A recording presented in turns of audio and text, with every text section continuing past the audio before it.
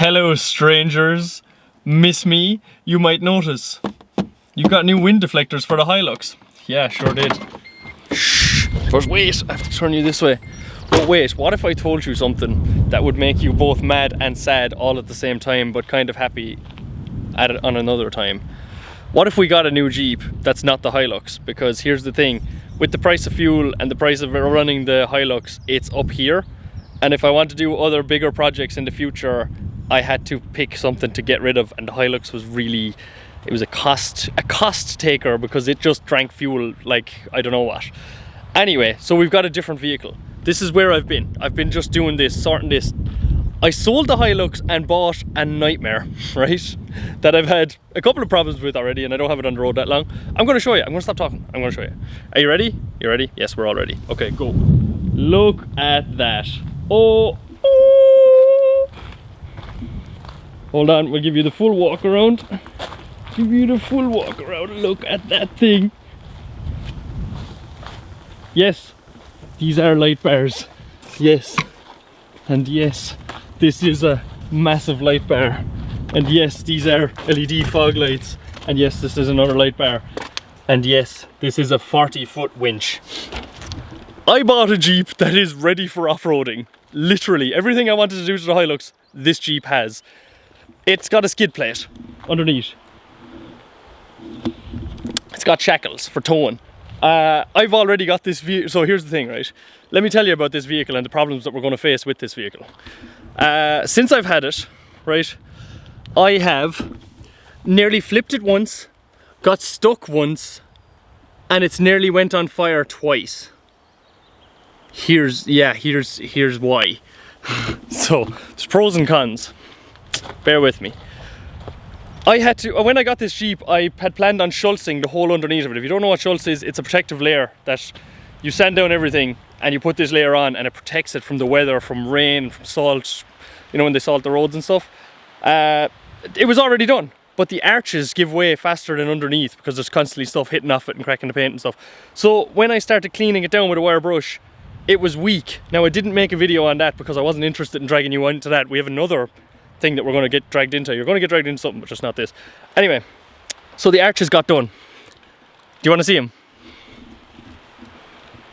Oh, it's very hard to see on camera. So this is a steel plate. This is steel. Steel. We put strips across there because there was little patches. So I said, strip the whole thing. We cut out any of the rust and put steel plates there instead. Now, my friend, who also happens to be my mechanic, told me, hey, really not a great idea for you to be off-roading this thing before you, one, schultz it, and two, NCT it, because it's just out of NCT. That's why I got it for a good price. But maybe just a little off-roading can't help. Can't hurt, can't help. Okay, yeah, okay. Just a small bit of off-roading, and we'll see what happens. But anyway, let me first of all start this. I don't need to push the clutch in. There is no seatbelt alarms. I can now go off-road without putting my seatbelt, tying it behind my back because there's no alarms. 96, they didn't care about safety, right? Sorry, hold on, my phone just fell out of my pocket. So let me go over some of the features of this. So this is a 1996 Pajero Junior. We've literally dropped from a 2016 Hilux. No! I'm gonna turn that off again because music's playing. We've dropped 20 years, right? Gone from a 16 Hilux to a 96 Pajero. Now you might be thinking you're mad. Am I though? This is 1.1 litre petrol. It doesn't use fuel, right? First of all. Second of all, it is so small. Like, I'm convinced, maybe down the line, the channel gets big, we'll keep this Jeep, we'll buy another Hilux or get a loan of one. I'm convinced I could fit this with a forklift.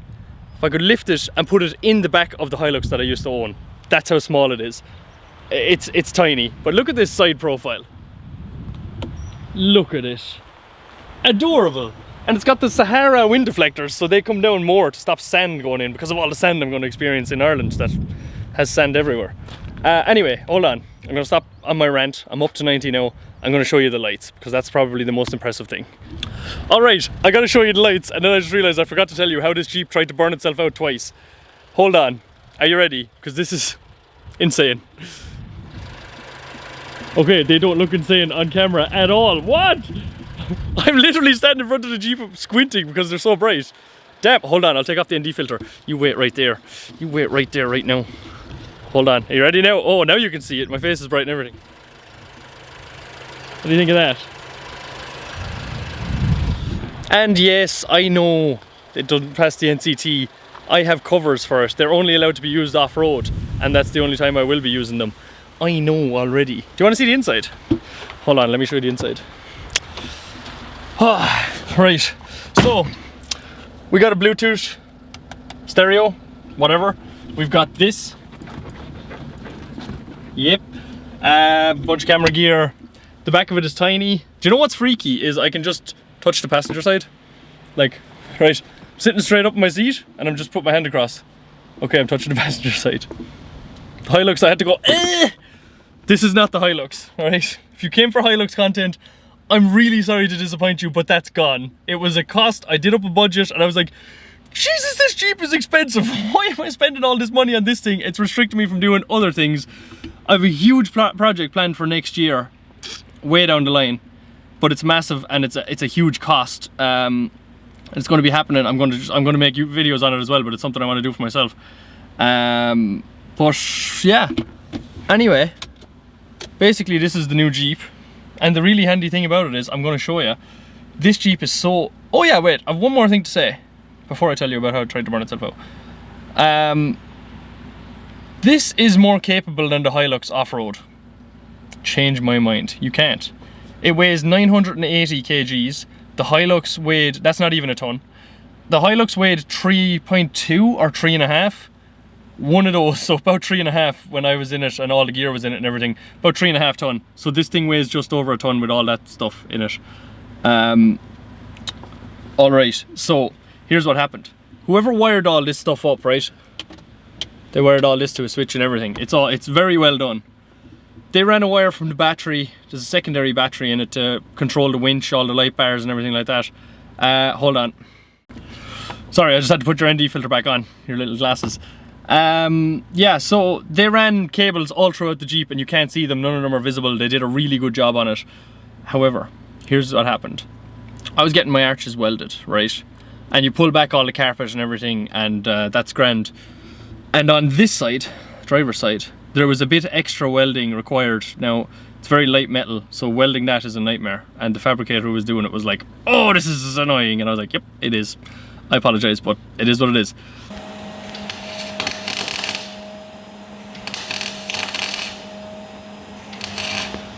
So while he was welding it, we could smell something burning. And I was like, well, there's nothing else around here that's on fire apart from this Jeep probably.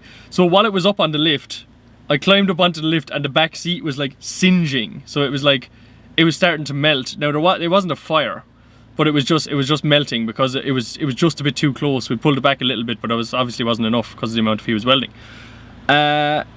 So that was fine. I was like, okay, underneath the seat is little bit melted, tiniest bit.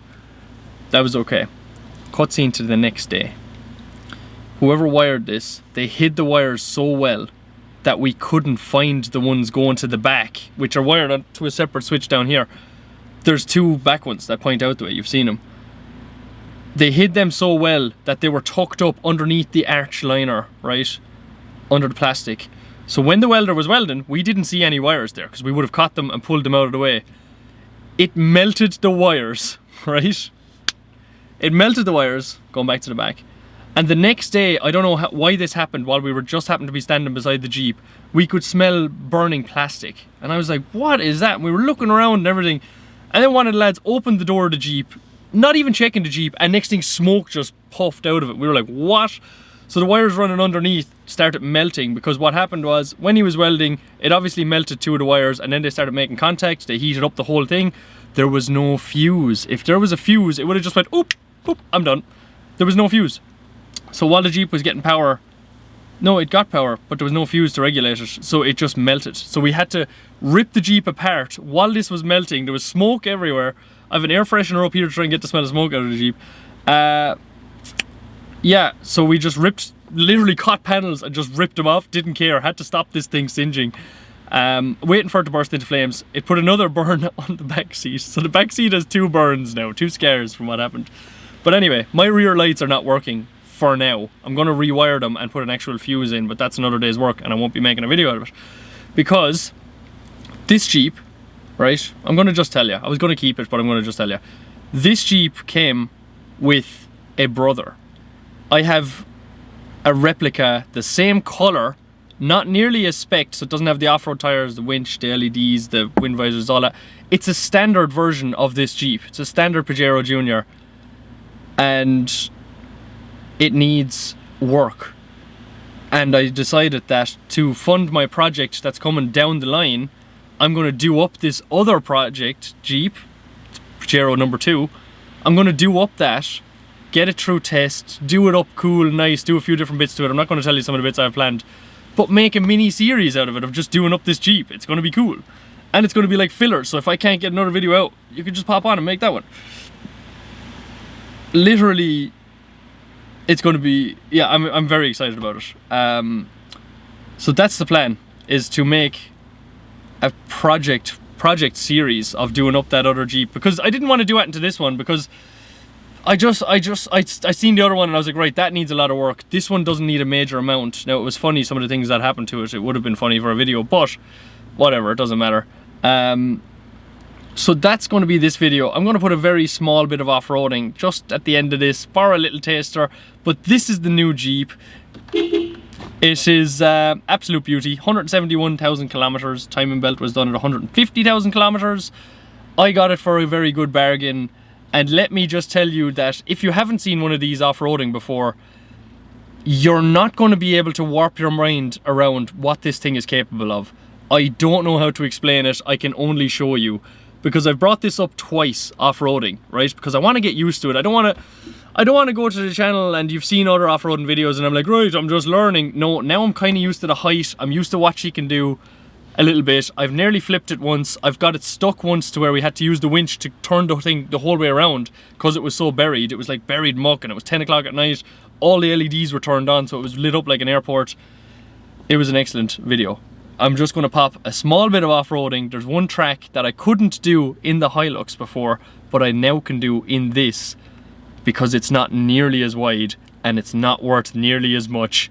It is 10% of the cost of a Hilux, and it costs absolutely nothing to run this thing. It's petrol.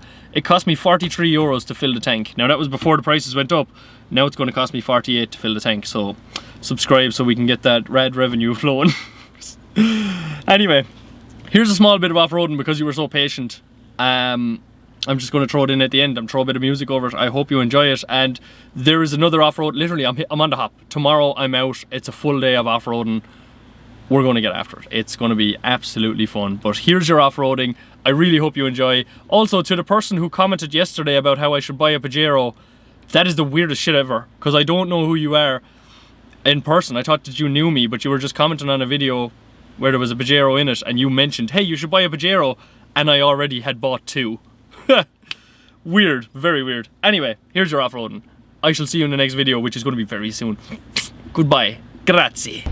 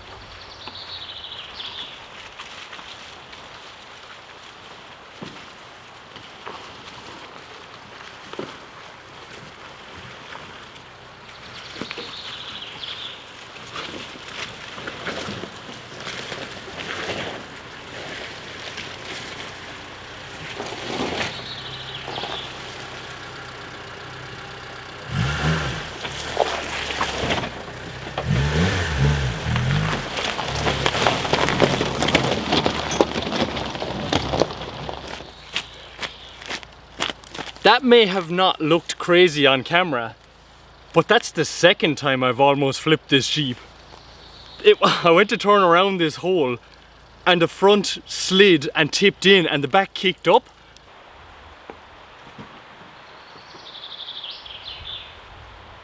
Almost enough for me to look at the ground and go, here we go. At least I got it on camera. I almost flipped and I'm not sure about getting back up this track. But it's a very impressive Jeep. I'm going to show you GoPro footage.